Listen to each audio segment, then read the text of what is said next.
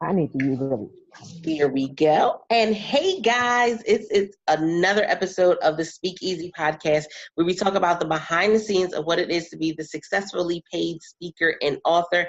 I am your host, Altavis Pelzer, the voice coach, professional speaker, certified life coach, Amazon bestselling author, podcaster, and founder of the World Voice League, a community of female speakers who are coming together to impact social change.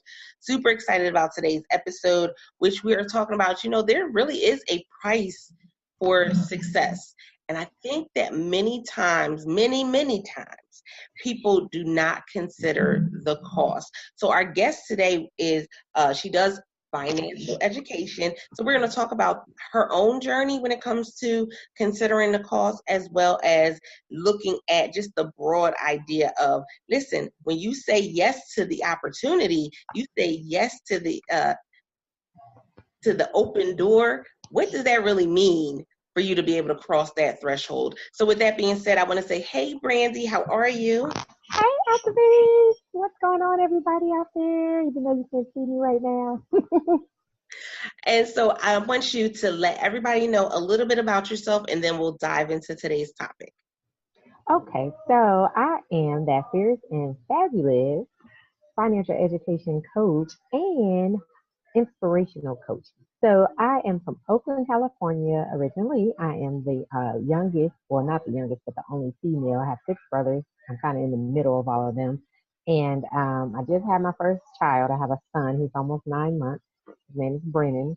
And my mother is still living. She just turned 71 and celebrated her 11th anniversary here this month in April. And my father passed August 2nd last year, 3 weeks before I had my son. So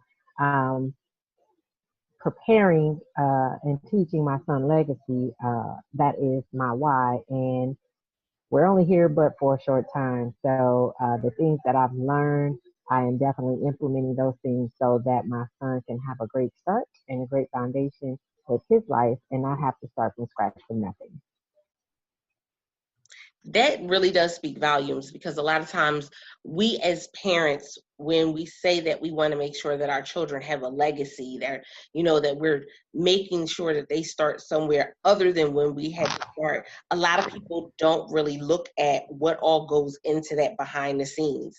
And so when considering the cost of saying yes to your purpose and yes to your passion, what would you say is the first thing financially that somebody really needs to do?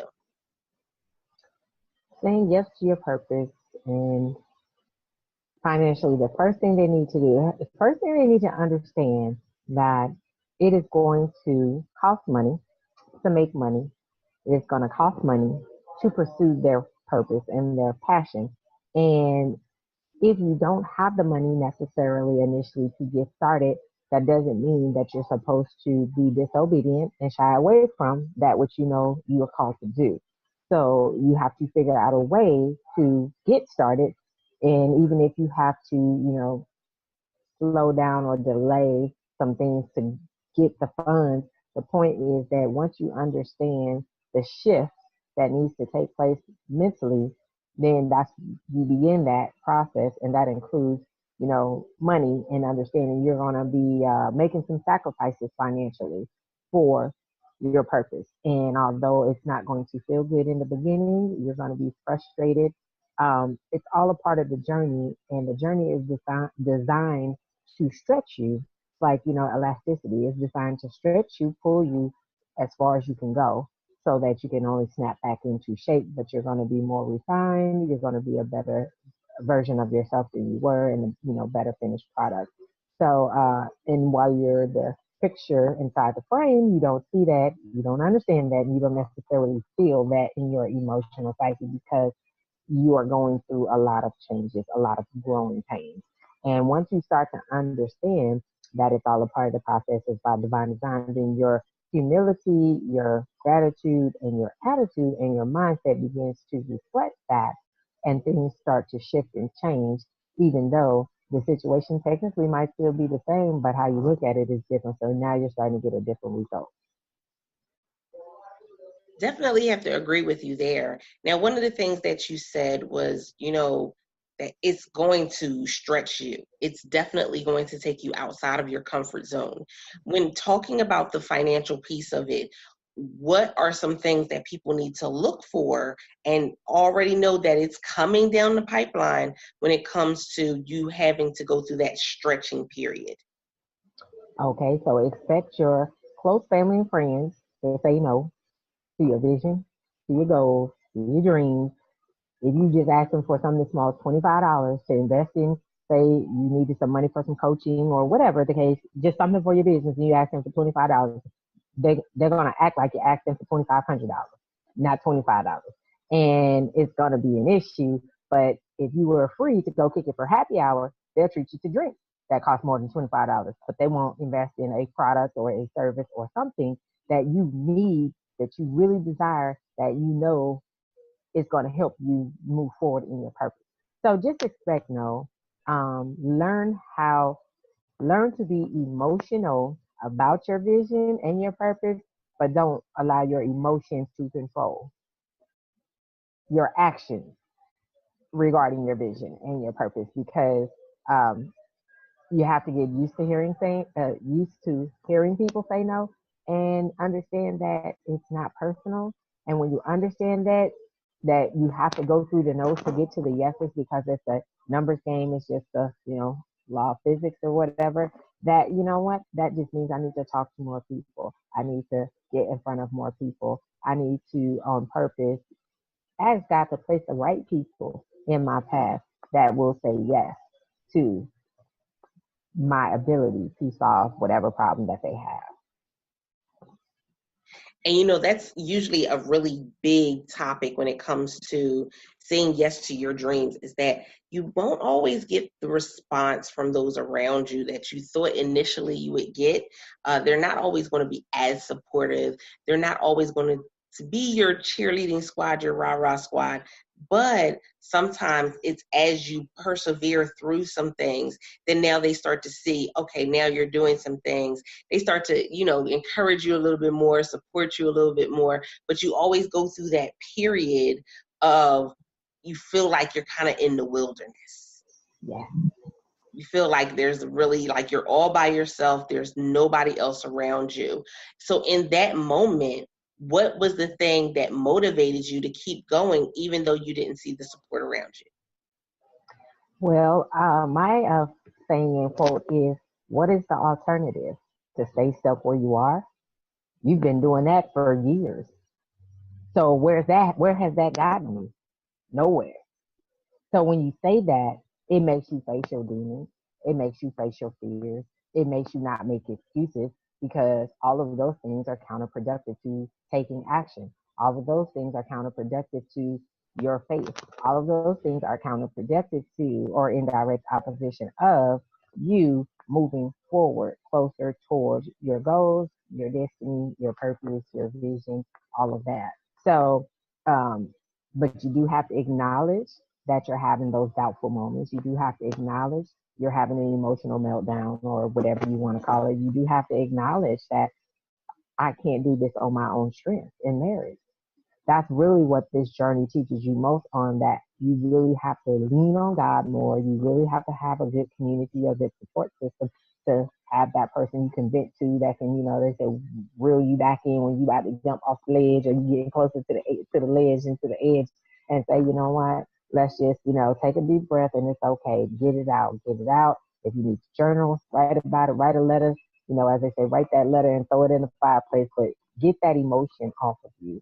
And however best it serves you to do that, if you're not a writer, there's got to be some outlet that you have and that you need to implement and use on a regular basis, because it was a roller coaster ride. You're going to have many days like that, and you're going to start thinking you crazy. I think I talk more to myself now and out loud than I ever have, and I just be having full-fledged conversations, and I'm like, you know what? I am not crazy, but it just is one of those things that is necessary. And people that are on this journey understand what that means, although you can't explain it, but you understand what it means and why you have to do it. So true, so true. Now, one of the things that I always ask anyone who comes onto the show is what has been a blunder for you in this journey? You know, we all talk about, you know, the things that went well, the things that didn't go so well. So looking at that, what can you honestly say, looking back so far, has been a blunder for you that you're like, maybe that wasn't the best decision? Honestly, for me, I don't think the decision piece it's not the choices I've made, it's the lack of faith in believing for more because we have been so conditioned and programmed to accept less or that we can't get more because we've been accustomed to less, you know. So making that whole shift basically to uh, abundance thinking and when you transition, develop, and grow into abundance thinking, your decision making automatically changes because you move based on what you know and what you see, even though it's not tangibly right there in front of you.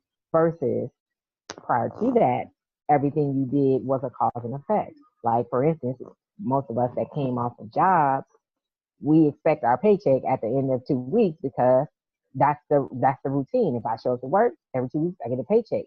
And on this journey, it's completely the opposite of that. You have to definitely just change your entire mindset and your tactics and your approach to the entrepreneurship or a journey because it doesn't operate like that. And that's where the battle tug of war game comes in with your mind is the old mindset versus the new mindset. And of course, since the devil's good at what he does, his job is to distract you and to keep you in the blind because when you're already on his team, then you don't really realize how much you're living beneath your privilege. So I love that statement. Go and just give a little bit of a definition for what that means, that statement that you just made. living beneath your privilege. Mm-hmm. Okay, so I would define that as, you're always doubtful, you're always fearful, you're always in scarcity. You don't never have enough. You don't know what it feels like to have enough. So to believe you deserve or you're worth and you can get it is very hard because what you know is struggle, what you know is poverty, what you know is lack, what you know is maybe just enough to get by.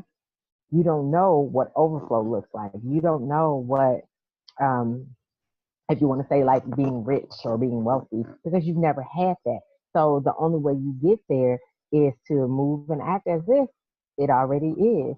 And that takes time to grow into that mindset. It doesn't happen overnight. And unfortunately, people have the catch 22 attitude. Yes, they want to be wealthy, they want to be rich, they want to have a lot of money, but they think it's going to happen overnight.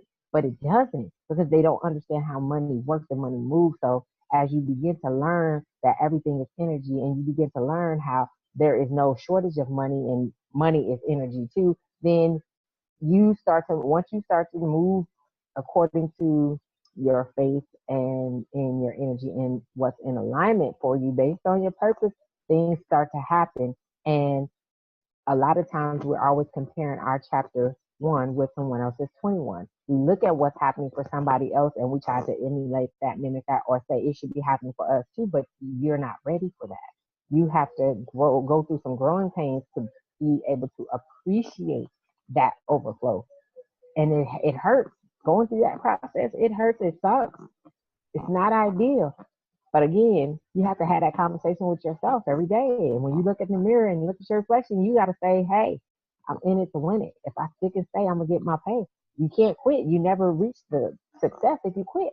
So even though your finances may not reflect your commitment level and all the things you have accomplished, you have to still got some growing to do. And that's what I'm learning. And so I've really been pushing myself and it's a daily, until I get the new habit down to look at it different and to attract differently, then that's my battle. And that's an internal. Most battles are internal and can be fixed when you change. It's not somebody else's fault. It's not something someone else is doing to you. It's direct reflection of what you are doing to you.